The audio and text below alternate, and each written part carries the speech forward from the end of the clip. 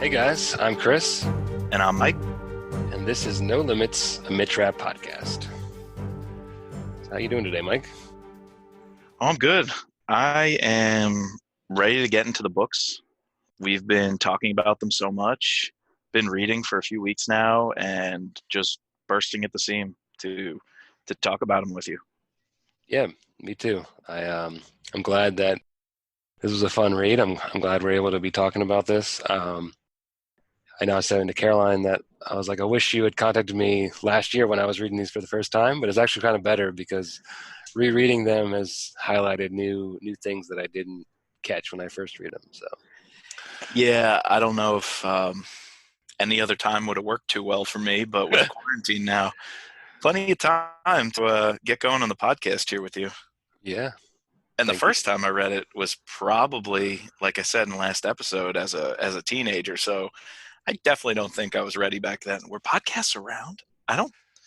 I mean, I remember the Uh, first iPod coming out, so definitely not, because iPods were all music. I had a pod. I remember listening to podcasts in high school. They Podcasts have kind of gone away, and then they've now come back, and that's I think feel like a lot of times that's how people are consuming their news. Really, is through podcasts now Yeah, now for sure. because of how easy it is to. I definitely listened to some podcasts in high school, but I I was, don't know I what was they were. definitely all about radio shows and sitting there with my cassette recorder, holding up the speaker to the radio, trying to record Z100 and the Z Morning Zoo. Nice, And, you know, so I can't remember any digital content before, MP3s, but that was all originally music. right, The age of Napster and the first iPods, but here we right. are. Yeah, I remember listening to like This American Life. I think as a kid every Sunday. Mm, that makes sense. Makes sense. All right, so what are Yeah. we covering today, Chris? So today we're going to dive into part one. So before we get into that, just want to talk about the order of the books. So we'll be reading these books in the publication order. And some questions that came up when we were talking is like, how should we read these books? Should we read them in publication date, chronological? Because there are a couple books that dive into Mitrap's backstory, which aren't published until well later on in the series. And so what do you think? What's the benefit of reading something like this? Yeah, what do you think? Almost universally speaking, I'm a traditionalist. I think it best to reflect the author's creativity and the journey they went on, whether at the outset that was intentional or not, if they knew the series would shape up that way. Most likely, I think they didn't. But I think it does make sense to go publication order and we go through Vince Flynn's career as a writer and really see it ebb and flow and take shape. And I'm actually kind of disappointed that so many new readers to Mitch Rapp may begin with American Assassin, Yeah, as you hinted, his backstory that comes out, because I feel like, whether purposefully or unintentionally, that backstory of Mitch only came out way later into Vince Flynn's career. And so I like honoring what original readers went through. It's kind of sure. like Star Wars. I recommend to everybody A New Hope, the original Star Wars, episode 4, whatever you want to call it.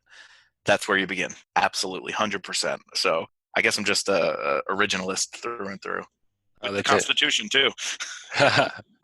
That's interesting because I actually, when I read these books the first time, I did exactly what you said, starting with American Assassin and then going to Kill Shot. I read them in chronological order, and I can see how by doing that you lose, like you learn a lot about Mitch from the get go, and then whereas if you don't do that, then that gets built up, and then you kind of appreciate it more once you get to that point. So I would now like that I did the opposite that I don't like. I would recommend to people going forward to follow how Vince Flynn is, and then you can actually really see his progression as a writer because I think we'll get into this later how there's some problems we have with this book in terms of some of the writing of it, and you could definitely see how this is definitely a first publication. It's good, but yeah. And so Yeah. today we're going to talk about chapters 1 through 13. They were jam packed with material. Lots to get through. Lots of action as well. It's a good blend of backstory and meeting new characters, but also at least 2 or 3 really good action-packed scenes that highlight Flynn's talent for doing that. Yeah, I think that's a highlight we're going to notice throughout the book, throughout the whole series, is when he has those chapters that are focused on, military precision, technicality, different operational procedures. Those are written very well, Mm-hmm. and they're very good. He obviously does a lot of research for these things. So, All right, let's get into it. cool.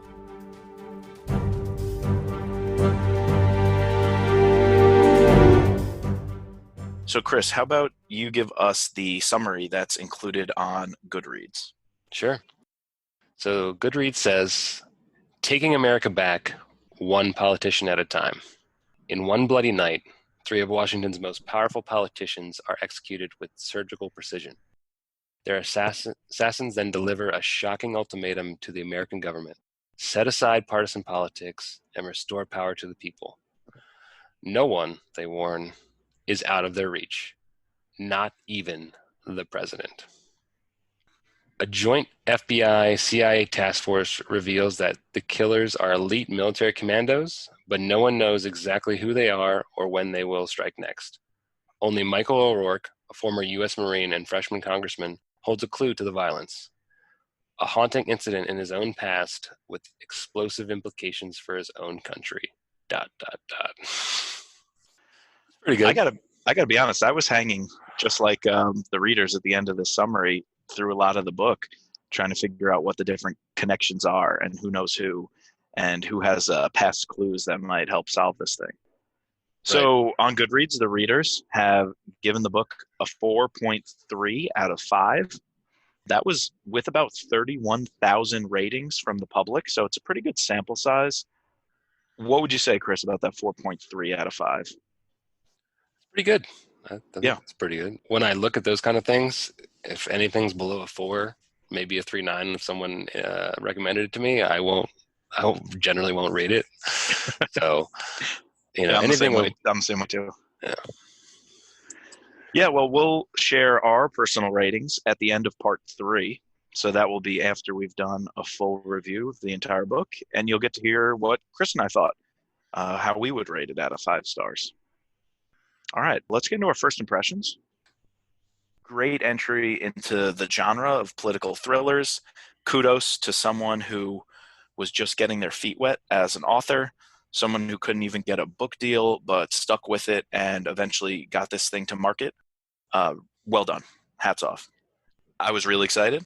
Vince Flynn did a ton of research, which was pretty cool, on the Washington, D.C. area, being someone who's lived here for over a decade now. And I know you, Chris, grew up in the area.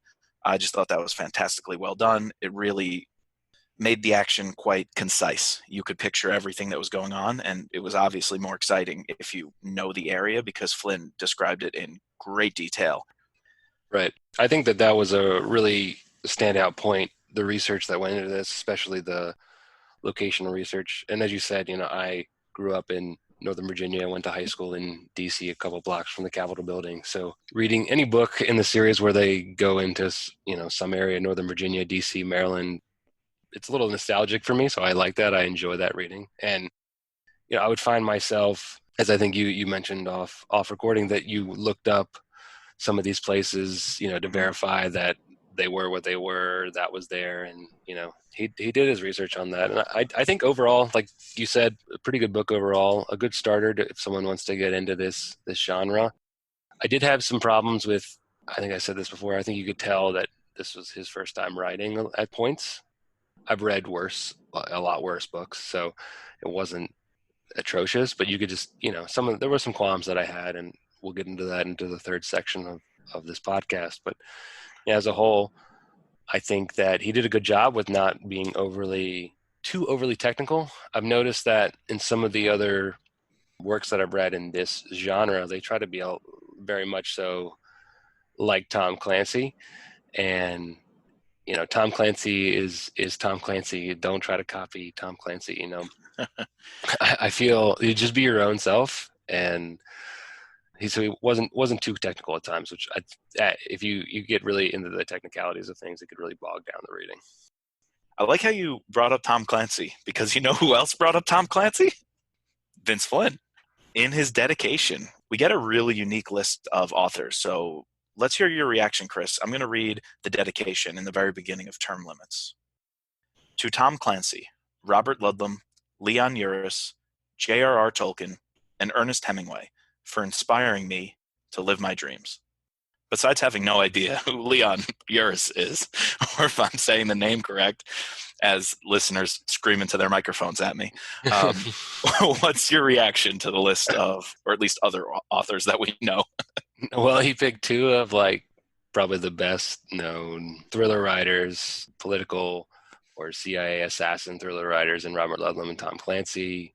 I love both of their series. And then he picks two, very prominent literary giants in Tolkien and Hemingway. Probably should have looked up who Leon Uris was before this podcast, but I didn't. But yeah, that's a great pick because he has sort of the genre and very important authors there. So that's pretty good. So I was just a little thrown off by the dedication to these giants, as you so correctly said, because often this genre falls short of ever reaching that level of greatness or that level of art. I would say in some ways, a lot of these books are pop fiction. They're things for the masses. They're entertainment. I wouldn't necessarily categorize them as high art like I would Tolkien or a Hemingway. So interesting, but I really love how no matter what you are going to do with your talents, you could still be inspired by someone of that magnitude. And it's not about recreating them, but it's about being inspired by them and the path that they laid out. So Right. Yeah, I love this mix. Some of the things that I see some of these authors in political thrillers do is they don't do enough research into the military background, or they don't do enough research in terms of the location that they pick. They want to just pick Paris, or they want to pick, the Middle East, and they've never been there, or, they don't know, they don't talk to people in the military. And then it just comes off as, when people read these things, like me or you, we don't really know. We know locations, but we don't really know the military background. So we read it and we're like, okay, whatever. But I feel like a lot of people reading this are people in the military, people in the government, and they're going to, if they immediately pick up something and someone describes a counterstrike that would never actually happen, or that's not how it would happen, then they're just going to put down the book and not continue reading, So I found it interesting that most of these books have what is known, I had to look this up, what is known as an epigraph or a prologue quote. And so I just wanted to go into what that one was for this one. And it's a quote by Thomas Jefferson from the Declaration of Independence. And he also brings up this quote later on in one of the chapters. And so this quote comes right after the line about life, liberty, and the pursuit of happiness. And it goes, "Governments are instituted among men, that whenever any form of government becomes destructive of these ends, it is the right of the people to alter or to abolish it, and to institute new government. It is their right, it is their duty, to throw off such government and to provide new guards for the future security." That whole thing is kind of embodying what the assassins are probably going for in this section, and that's why he picked it. That's a pretty powerful quote from a very powerful man, Thomas Jefferson. And so what do you think about him bringing in this line from the Declaration of Independence, and then the assassins sort of using this as their justification going forward? My first reaction was, Declaration of Independence, was it an easy way out? But later on, I do see the connection that Flynn was trying to make to the storyline. Right. Yeah, I agree with that. And so in the first part of the book, we're introduced to three main plot lines that are told from a couple different perspectives. And then we have the assassins plot line that we're exposed to right off the bat in their safe house in rural Maryland. We have sort of the White House and political figures that is told from two different camps. We have President Stephen and Garrett and Nance and all their minions. And then we have, Michael O'Rourke and all the people that are involved in his life. And then sort of the final, I guess, storyline that we're exposed to in these chapters is from the intelligence community and how the FBI and CIA, what they're going to be doing to solve the case of the assassinations that we're going to be talking about in a couple seconds. So I thought it was interesting how it's clearly defined in three different areas how this is going to go. You got the politicians, the military, or the intelligence community, and then obviously our assassins, our bad guys. Let's get into it. Let's get into the story. Chapter 1 to open with the assassin as the focal point of that beginning. We see a blonde-haired assassin, we'll leave it at that, in a cabin in the woods, and he's burning documents. They seem to be related to prior missions. The text is very clear up front that the missions this assassin was involved in included a lot of killings, a lot of death, but never on United States territory and never against United States personnel, either military or civilian. And I thought just fantastic writing. I love this line. An assassin of assassins, exporter of death, trained and funded by the U.S. government. That line, lights out. That's great. That was a great start to the novel. And that whole chapter just sort of sets. I like when you start off not with your main character, but with like your villain, or I think it's a tool that a lot of these genre authors like to use, where you dive into the plot right away. I like that. And so right after that, we then jump to chapters 2 through 4, where we learn about this important budget that's coming up. And, we get a lot of sort of back and forth, the political backgrounds. It very much reminded me of like an episode of House of Cards or The West Wing, with these different characters and, who they are, how they interact with each other. And we meet for the first time our Michael O'Rourke, who's a freshman congressman. And I thought it was pretty ballsy that he's willing to stand up to the president. And like, what did you think of that scene where, he's really doesn't like this whole rural electrification administration, and he just hangs up on the president. I thought that was kind of cool. Yeah, I think to understand it a little better, you have to back up where you see the inner workings of the White House gearing up. They're ready to pull out all the stops because this budget vote proposed by the White House is going to be extremely close. And so they're at the stage of needing to call every last person they can think of, and they're going to have to start doing a little arm twisting. They're going to have to throw their weight around and let, the younger, vulnerable congressmen know that this vote may define the future of their political career and support from the White House and the party.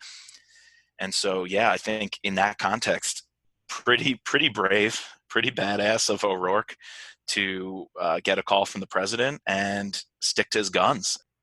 Cut the 5 million, you'll have my vote, and eventually hangs up on the president and isn't going to be intimidated. So yeah, I like that.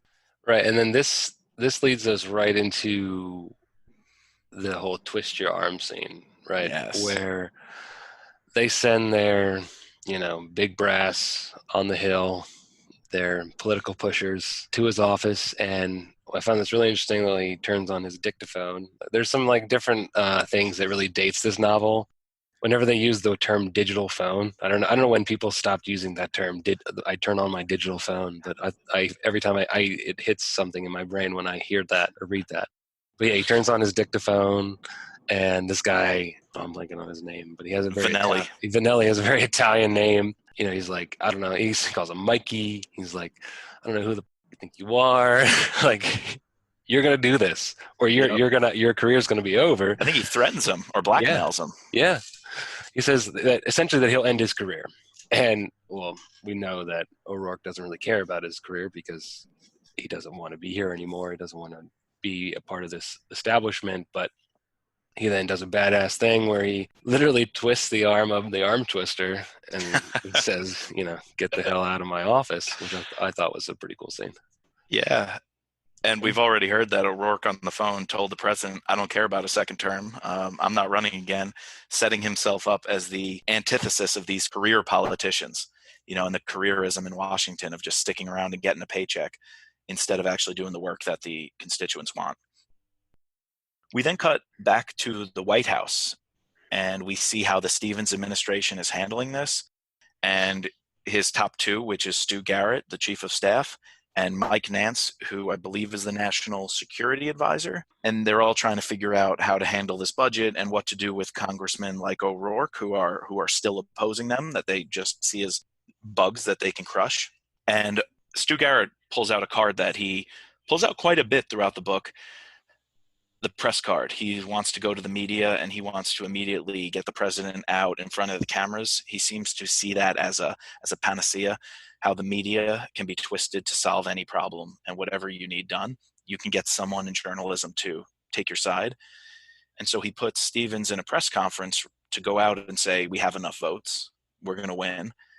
and he gives him very specific instructions on which questions to take from the press pool. And after a few lightweight back and forth, the president is looking big and strong. He looks to be convincing people that his budget is strong and going to pass, until he ignores Garrett's advice and he sees a young female journalist sitting in the foreign press section. And so he thinks, let's get off the budget topic. Let's take an easy breezy question from the foreign press. This young, inexperienced writer calls on her, and it turns out she's got the goods. She knows that the president just got hung up on by a freshman congressman, basically willing to tell him, go shove it. You in the White House can go shove it. And the president is flabbergasted, doesn't know how to handle the question. Obviously, as we see a lot in this book, Garrett clams up. Garrett immediately sends out the press secretary to shuffle him off the stage and say, no more time for questions, and get him out of there. What do you think about this whole scene in the press room? It was interesting, and I think it highlights something that I wanted to bring up. This whole point of like, how do we feel about President Stevens? We can also, how do we feel about his chief of staff, Stu Garrett, who I think is an absolute piece of whatever. But I think Flynn very subtly shows us that President Stevens is like, I don't know, sort of this very aloof politician. He doesn't really, he just goes with what Garrett says, and a little bit of a misogynist. They sort of, at one point, Garrett just blows off their female press secretary, the Anne Monker character, said some comments about her, and then in his description of like why he chooses who happens to be O'Rourke's girlfriend, Liz Scarlatti, future wife, and who actually, remember, Michael and Liz show up in one of the later books. She's pregnant during that, so I remember that when I was reading this part. He says something about her physique or whatever, and that's why he decides to call on her. And just like that just shows like his personality and what he thinks. There were a few strange references, and it made me think something along the lines of misogynism, or how these characters are being portrayed by Flynn, and the dynamic with the female staff, both the press secretary, a couple of other interns. And yeah, it was a little off-putting, but I think it defines and further plays into the persona of Stevens as a coward. Not only a political coward, just listening to Stu Garrett and doing what he wants, but also just a personal coward. And what you mentioned about in the press room really made me think of West Wing. I don't know if you're a fan or we have some fans listening, but they also in that show have a female press secretary, but who's highly, highly qualified. She's one of the most savvy and intelligent on the staff. But there are a number of scenes where they also, just like the president in Term Limits sidelines Monker, his press secretary, they also sideline C.J. Craig in The West Wing. And I just thought it was an interesting parallel, because in West Wing, they at least do a very good job of describing how you don't want the press secretary to really be in the know and to have all the cards, because she might have to go out there and tell a lie. And if she knew the truth about things, particularly national security, she might be in a position forced to lie for her job, which could lead to a lot of legal problems, if subpoenas come down the road. And so they leave C.J. Craig out on purpose. Nothing personal. It's purely professional to get out of some legal, possible double jeopardy situations. Where here, why are they leaving the press secretary out? It's completely misogynistic. It's personally, they don't think she can handle the job. They even have a couple of wisecracks about her. So I just thought that big difference between the real inner workings of the West Wing, or at least how it's portrayed on a TV show that, from what I understand, really gets things right, versus how it's portrayed in this book, really makes you think this administration is a piece of junk. Right. And so now we get into probably one of the top 3 chapters in the book. We first have action with our assassins, and I think this scene, all these scenes with the time points and the descriptions were just done very well. You start off with they're in Friendship Heights, which is important to us because we lived there after college for a year, me and Mike. Like we said, every time I was reading certain areas and I had either lived there for a long time or been to these places, it was very nostalgia for me. Yeah, I remember, though, Flynn was super specific when he opens chapter 5. It's 10:40 p.m. They're in an alleyway in this neighborhood, Friendship Heights in upper Northwest DC. It's a very upper middle class, even upper class, wealthier residential neighborhood of the city.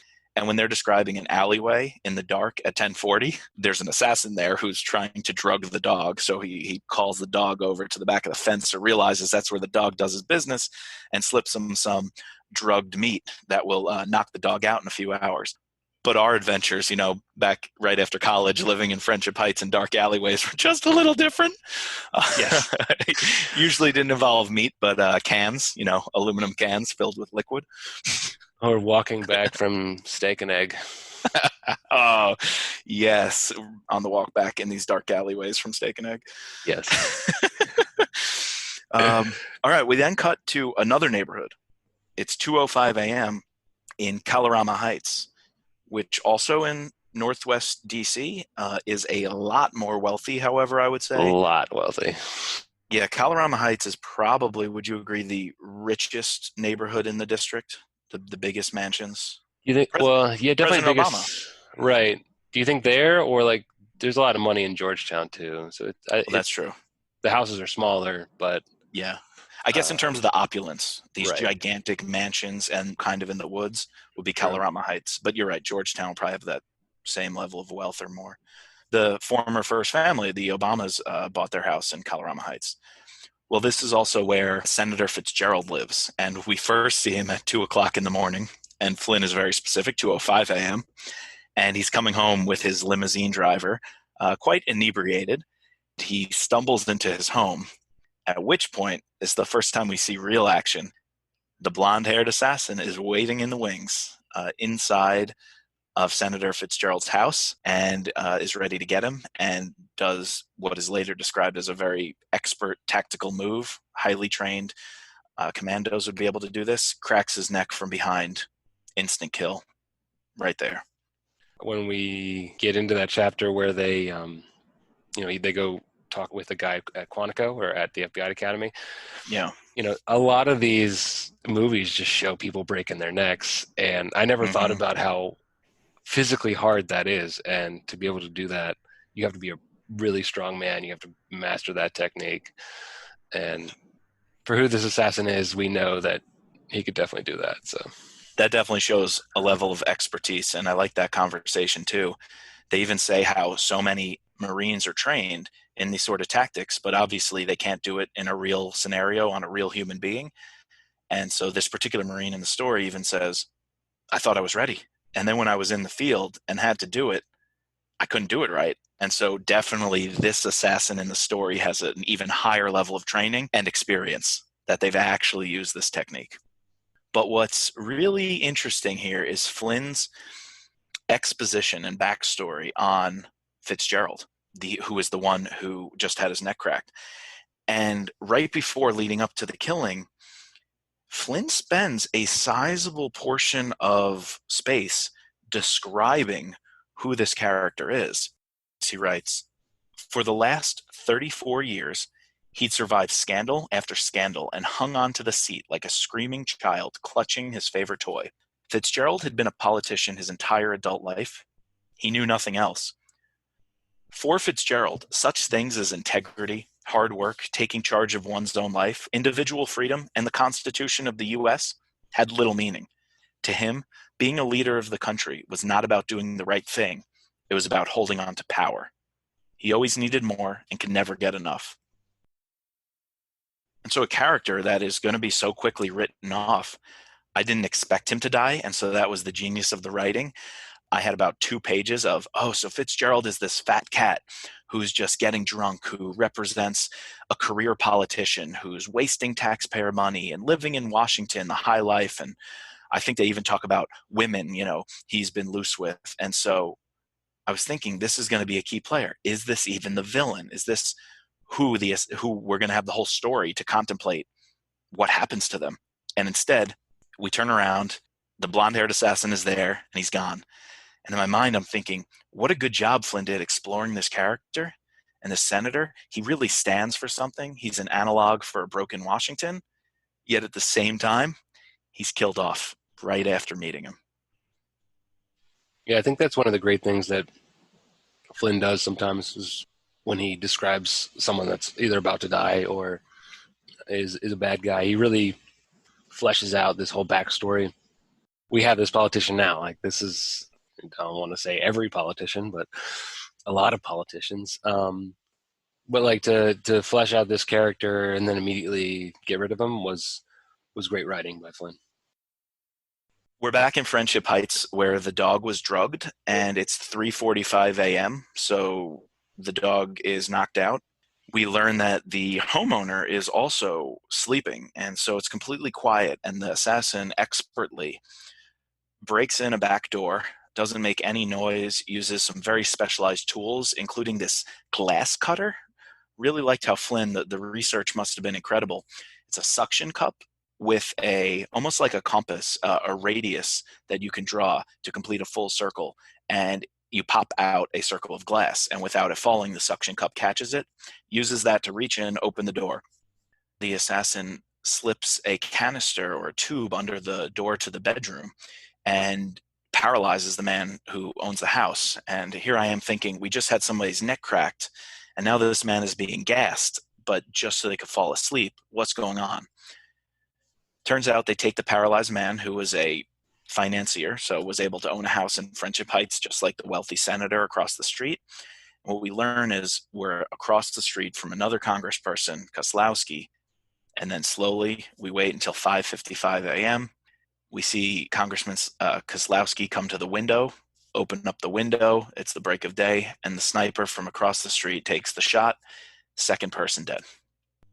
Yeah, I thought that was interesting how they saved the one guy. Like they don't kill the dog. I mean, I guess they don't kill the dog because they don't want to tip off the person. But yeah, I would just assume that the way that these people are described, they don't care. So this is Well, definitely that the it was definitely the first hint that they were a different sort of assassin. And this gets brought up when they're discussing what type of assassin these could be or who's are actually perpetrating these things in the very next chapter. So that's like our first hint into like what kind of character these guys have.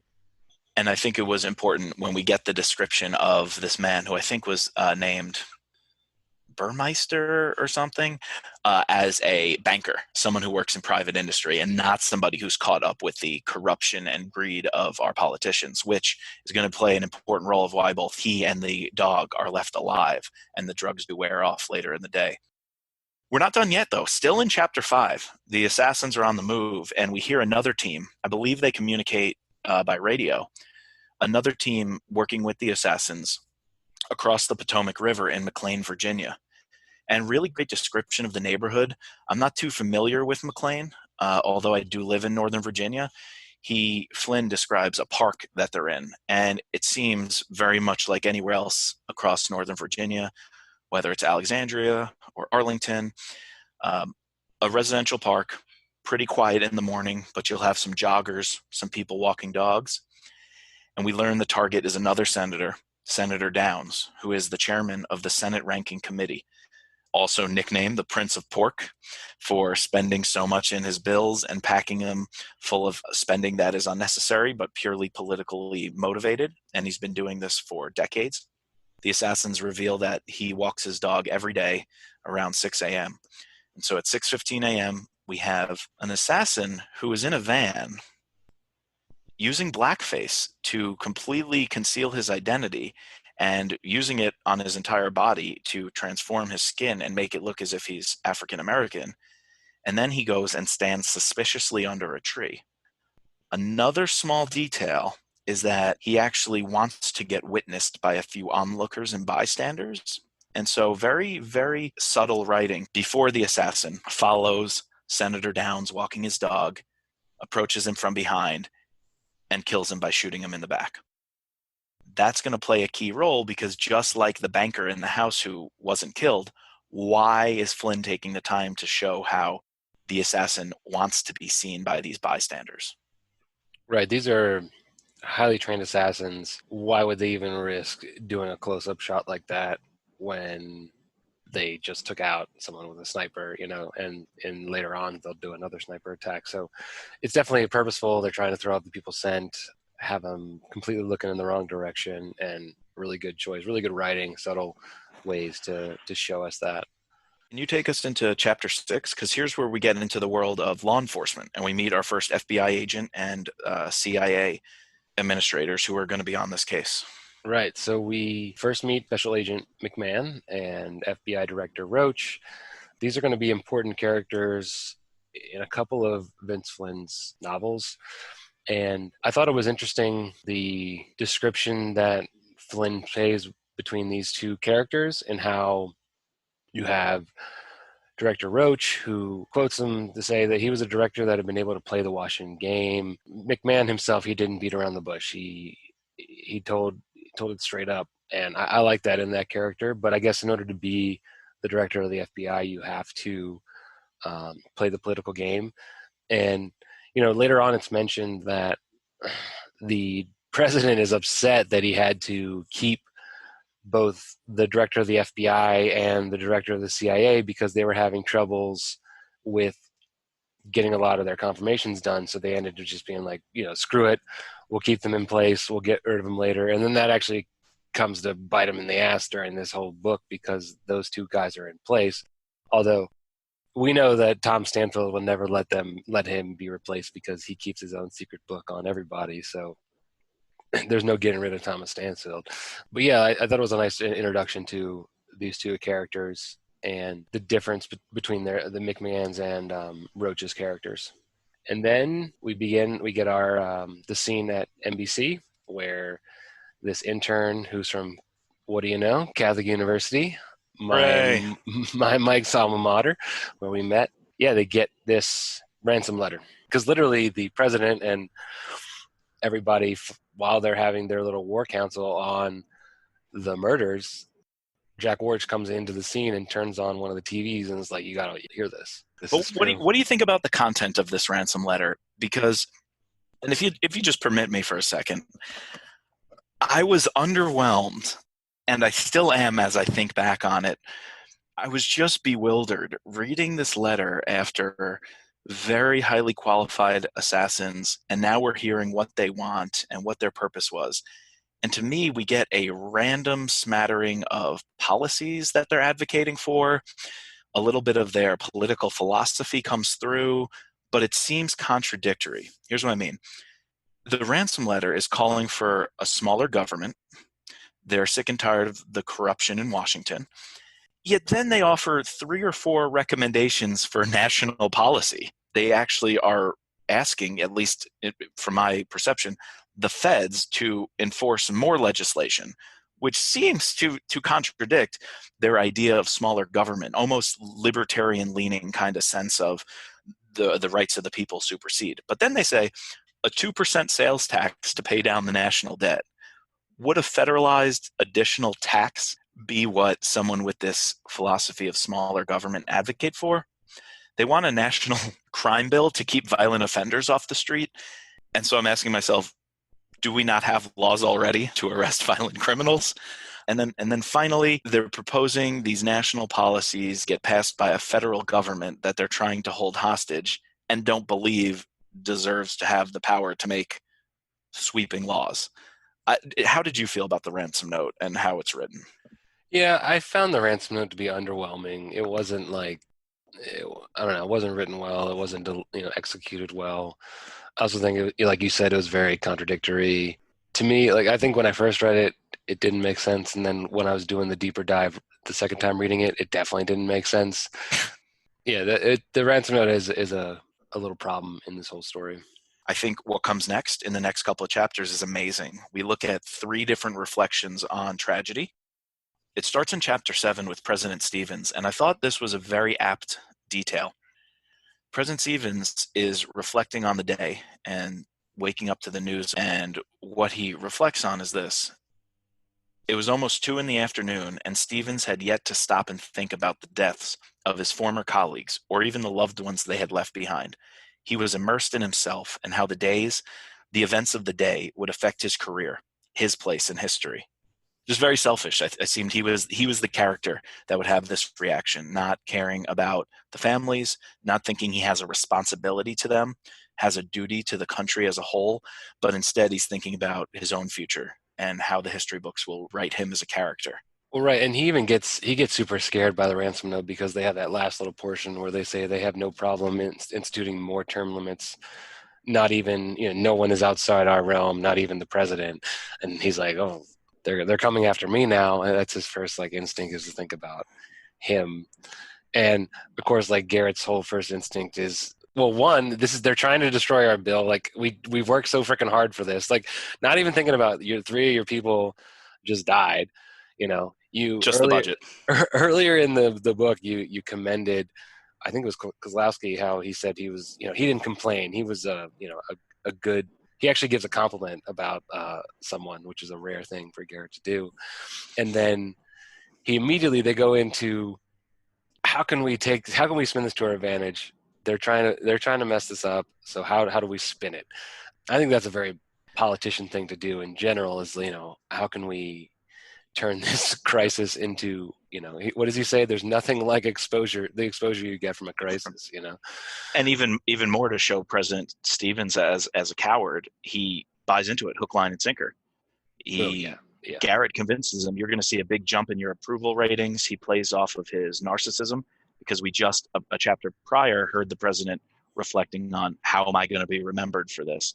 But O'Rourke, how about O'Rourke's reaction to tragedy? Both, we hear a personal story about what he's been through and how he was affected by it, but we also see him dealing with the current assassinations, which he's not very sympathetic about. no, he barely says he's against it. He's like, not that I think that this, people should be running around the streets killing people, but can you blame them for killing the three people they did? Which, We're better off without them, he even says multiple times. yeah, which I don't know. That is a harsh thing to say, but I guess it's real life. We are now at the end of part one, with a scene at Union Station, which is also going to be one of the high points in terms of action of the story. And we meet a new character, Speaker of the House Bassett, and he's having this argument with his head of Secret Service. And Doral is trying to say, we can't protect you. With these threats, with the ransom letter, we advise you not to go out in public and not to take this meeting. And it's a short drive from the Capitol to get over to this office building near Union Station. Yet, Speaker Bassett says, I'm going anyway. And it's yet another instance of law enforcement being blown off, not being valued in their judgment, and he's going to pay the price. Right. And then, so this is another scene which is very well written, very well executed, height of like the whole thriller aspect of this novel, where they sneak in through the metro system into this building that's adjacent to the CNN, where they're going to be doing this interview.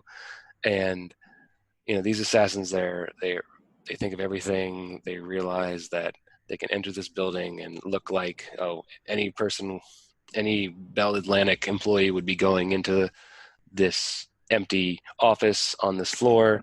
He picks a level where he knows he can shoot down, and no matter how tall, he meant, like, because I think like they generally try to get tall people to do these sort of body protection. Although there's one aspect of the assassination that as I was reading it, I was like, nitroglycerin tip bullet. Like, is that a real thing? And so I remember I Googled it the first time I read the book, and then I Googled it again just to make sure that I don't think this thing exists. I texted a couple of people that are known, gun enthusiasts, and they said they had never heard of it. The interwebs didn't really have anything for me, besides the fact that people kept on bringing up that nitroglycerin is, a very volatile substance. So if you were to put it in the bullet, and as soon as like the hammer hits the back of the bullet, the nitroglycerin on the tip would just explode, and you would just have an explosion of the bullet in the rifle barrel. So I don't know.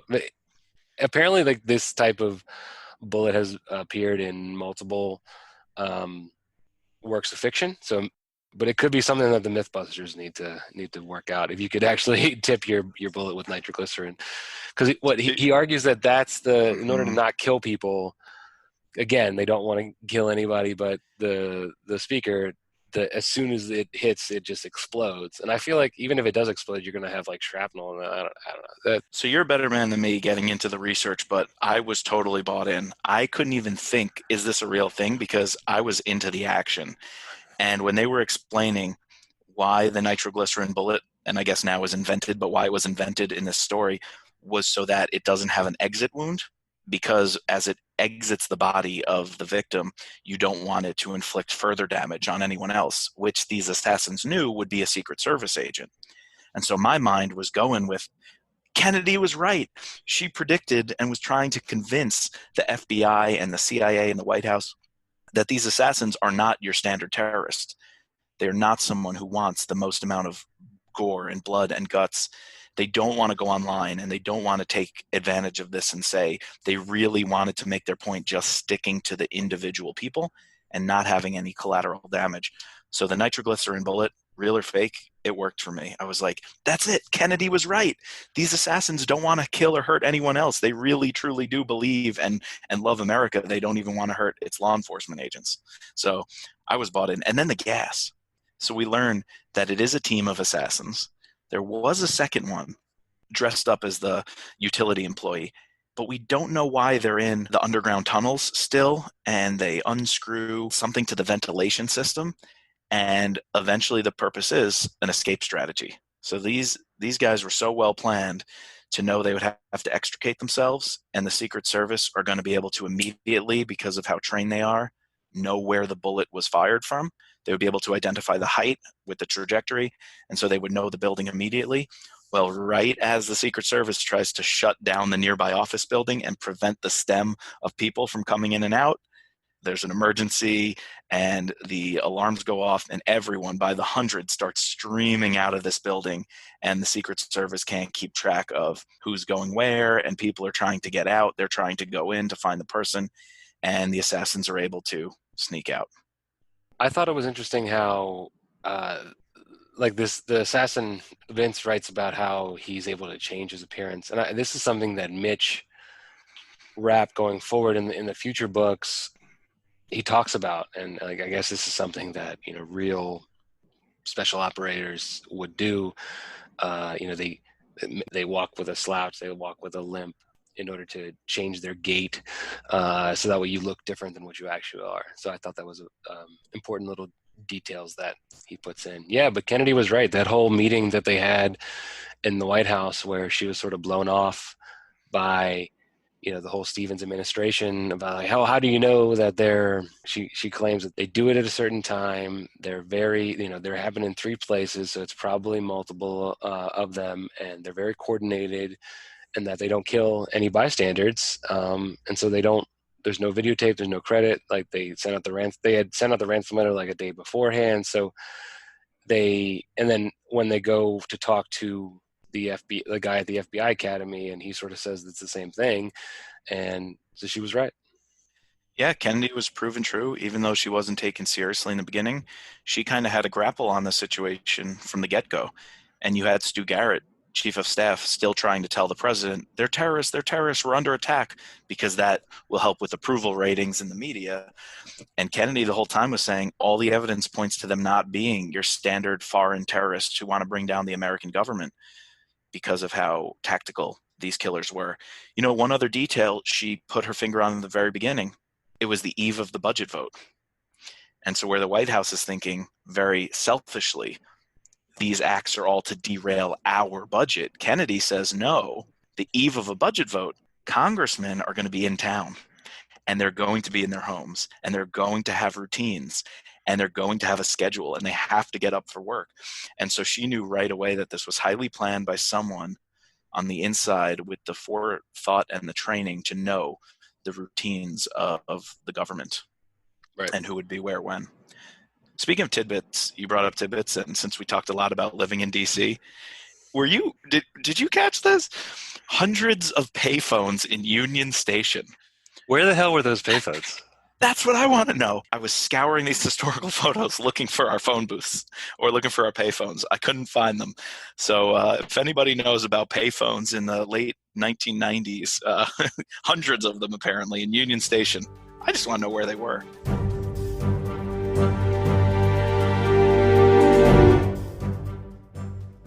And now we like to get into a part of the podcast where we talk about the zero-sum game, where we break down who our winners and losers are for the section, highlights, lowlights, glows and grows of this particular section. And so, who do we think won this part? I think we agree. It's definitely the assassins. It's the blonde-haired assassin, the exporter of death. The blonde haired. I can't wait till we can talk about who he actually is because he's an interesting dude. But yeah, definitely the assassins. No one else really won anything in the first part. Well, although she hasn't been a key figure yet, as we know, she's going to be a key figure of all 18 books moving forward. I think Irene Kennedy won. I think her analysis when she's working and talking with the Marines and the FBI team, and even internally with the CIA and with Stansfield, her read on the situation shows that she is going to know exactly who these assassins are and what they're doing. And so when we get a character like Mitch Rapp next book, I'm automatically thinking perfect match. Yeah, It's like getting a DNA match. They are just made to work together and really get stuff done. yeah. I think Flynn does a good job in terms of setting up Irene Kennedy, and I don't know. When he was writing this, and this was something I wanted to talk about. Like, one, where is Mitch Rapp during this entire book? Because he's obviously a character we don't get. But when he was writing these characters, did he know that he was going to use them to then create this wider universe? Because a lot of these characters, if not, Irene Kennedy's in every book since, and some of the other ones, are in multiple books, and then randomly some of these other minor characters make appearances later. Like I said, Stu Garrett shows up randomly in one of the books. Michael O'Rourke and Liz show up in one of the books. So, did Vince know? That'd be interesting. I wish we would have asked him about that. Did he know that this was going to be such a wide universe? And talking about building up the characters, I completely agree that it's a win in some regards. We're really meeting people who we're bought into, who are really going to stick with us. It might have also been on the loser side of me, for me as well. I felt the first few times we were learning about a character's backstory, I was really into it. When we learned about Senator Fitzgerald, and my mind's going about what he stands for, what he represents in terms of American government gone wrong. Then when we learned about Michael O'Rourke and just buying into this young congressman who, doesn't really care about what people think and isn't in it for the fame and the glory and wants out of the whole thing. I experimented with American government, but government is really back home with the people. I was all bought into it. By the time we get our third or fourth character backstory, we start hearing about Stansfield lost his wife in the tragedy, and it's affected him and what he went through. Then we hear Kennedy. It was great to hear her backstory. She has a Jordanian mom and a father who works in foreign service, and so she grew up internationally working in embassies and is also fluent in Arabic, and not just fluent as someone who learned Arabic, but fluent as a natural speaker of Arabic. Really cool backstory there. But we learned she lost her father in an attack on the embassy in Beirut. And so just after 3 or 4 characters hearing that they've been shaped by tragedy in their life, and then that's what motivates them to be as good as they are in their career, I'm just wondering if that trope was relied upon too heavily. I think at least, and then later on, we're going to learn another character who is motivated. Perhaps it's the blonde-haired assassin who's motivated by a prior tragedy. We learned that Michael O'Rourke as well lost his roommate. We were talking about the crack addict on Capitol Hill killing him. I just feel like that might have been a little overused, that at some point I stopped caring so much about these characters.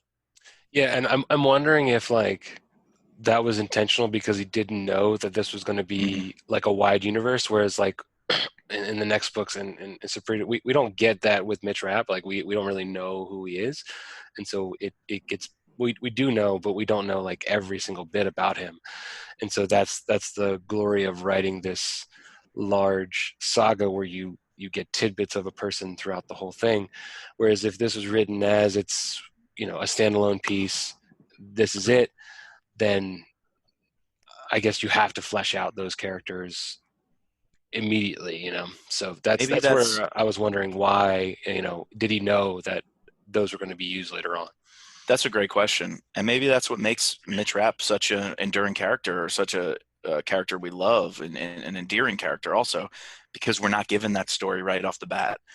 We have to earn it over the series of multiple books. We almost chip away at little pieces of who is Mitch Rapp in the beginning, but we never get the whole story. And so maybe that's something that with his publisher, Vince Flynn, realized in my next couple of books, I'm going to have to not give away or play all my cards about the characters from the get-go. Yeah, definitely. I What thought, else was a winner for you? Something great yeah, from those overall, books? I think that the research obviously was spot on. I thought that the details in some of the things, the description of the FBI, the CIA, the actual buildings, and some interesting like word choices that he does in the dialogue to show like character backgrounds. Like I mentioned to you that I have a friend who's in the FBI, or a friend whose uncles are in the FBI, and the one gets very upset when the FBI are depicted in either TV or movies or whatever, and they're not. They're called agents, but they're actually called special agents. He wants to be called a special agent, and I thought it was very interesting how in one point the president says Mr. McMahon, and Garrett calls him you Peabody whatever, but then immediately the line after it, Thomas Stansfield, he calls him Special Agent McMahon, and like it's just those subtle things that Flynn does to instead of overly showing us the character, like if you understand that, then you can see like what the difference between these two characters are. That's genius writing. It also goes to the point about the audience and knowing your audience. And so if someone thinks there's something unrealistic, they're going to drop the book right away if they have experience. Well, right there, Flynn is saying, look, the characters who are aloof and kind of knuckleheads are going to call a special agent Mister, but he's showing we're in tune with the heroes, the people of the law enforcement who are using the proper lingo, who are making the audience members with experience in the know-how very proud, are going to be the winners. Yeah, One definitely. other win for me was the action. From chapter 5, we have the 3 killings, how well detailed and planned they are, and the whole escape strategy of how they set up in the building and how they set off the alarm system. The action is second to none. And going into part 2, I know it's only going to get better. Perhaps my favorite scene of the books is still yet to come in part 2. Yes. So with that, we are going to wrap up and let you know what we're covering in the next episode. In 2 weeks, going to release our second part of Term Limits. We will be reading and covering chapter 14 through the end of chapter 29. So be sure to read along or tune on in and listen to our review of part 2. And as always, make sure that you subscribe using your favorite podcasting platform. And you can find us online at mitchrappod.com or using our Twitter handle at mitchrappod. And as always, just let Mitch be Mitch.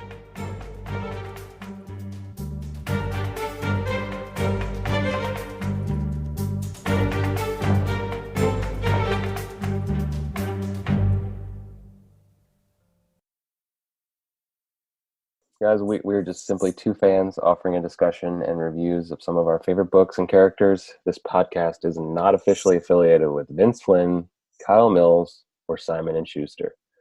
But thank you to them for bringing us this wonderful world of Mitch Rapp.